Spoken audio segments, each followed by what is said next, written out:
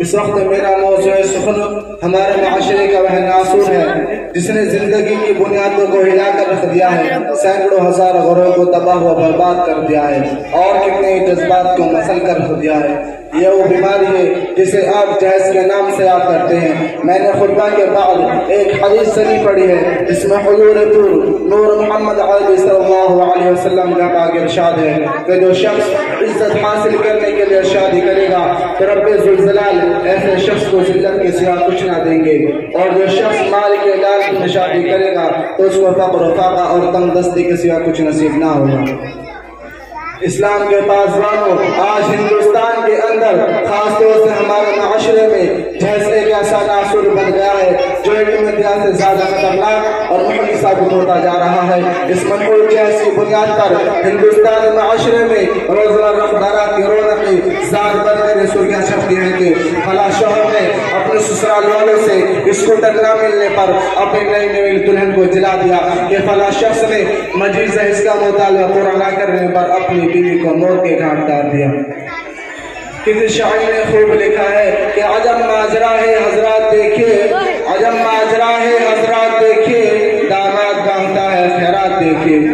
پیارے دوستو، اخبارات میں سرخیاں ابھی غیر قوموں ہی کے بارے میں نظر آتی تھی، مگر افسوس تک افسوس رفتہ رفتہ یہ وبا ہمارے اسلام معاشرے کے اندر بھی وبا پھیل چکی ہے۔ آج اخبارات کے اندر جہیز کے لیے بھیٹ چڑھنے والی کہیں فاطمہ، کہیں رضیہ، کہیں شبنم و فرزانہ، اسلام میں شریعت کے نام لیا اسے کہہ رہی ہے، کاش ہماری اسلام میں شریعت کتاب اور واضح کے بجائے عمل میں آ جاتی۔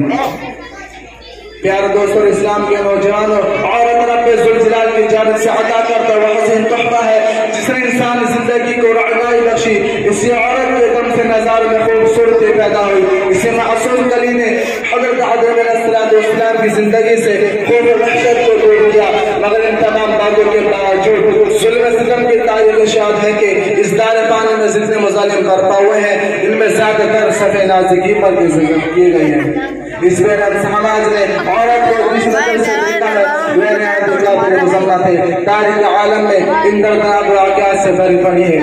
کبھی حضرت مریم کو دنیا والوں نے مرتہن کر کے جنگلوں کی کھاپ چاٹنے پر مجبور کیا، تو کبھی نمرود نے اپنی بیٹی کو ایمان لانے کی پاداش میں آگ میں ڈالا، تو کبھی عرب کے جاہل معاشرے نے لڑکوں کی پاداش کو اس قدر منحوس تصور کیا کہ ان کو پیدا ہوتے ہی زندہ ترغور کر دیا جاتا تھا۔ محترم حضرات، آج بھی ان معصوم دوستوں پر ظلم ستم کے پہاڑ توڑے جا رہے ہیں، جبر و تشدد کی کھاودار جھاڑیاں ان کے حال ہیں۔ آج بھی ان عورتوں کا مانو کا خون کیا جا رہا ہے۔ غریب گھرانے کے بچوں پر خدا کی زمین اپنے وسعت اور بشارت کے باوجود تنگ ہو رہی ہے۔ ساری دنیا پر یہ بات روز روشن کی طرح آیا ہے کہ جب کسی گھر میں لڑکی جوانی کی دہلیز پر قدم رکھتی ہے اسی وقت سے والدین کی نیند حرام ہو جاتی ہے، زندگی کا ہر لمحہ سانپ بن کر ڈسنے لگتا ہے۔ ایک طرف لڑکی کی اٹھتی ہوئی جوانی، دوسری طرف لڑکی کی اٹھتی ہوئی جوانی، دوسری طرف جنسی بیٹوں کی اٹھتی ہوئی نگاہیں، تیسری طرف پڑوسی کی چینی گولیاں ہوتی ہیں۔ والدین گلاب کے پھول کو سجانے کے لیے جب کسی لڑکی کی تلاش کرتے ہیں تو جہیز کے مطالبات ان کے ارادے کو وہیں مسمار کر دیتے ہیں۔ میں اپنی تقریر کو اس شعر کے ساتھ ختم کرنا چاہتا ہوں کہ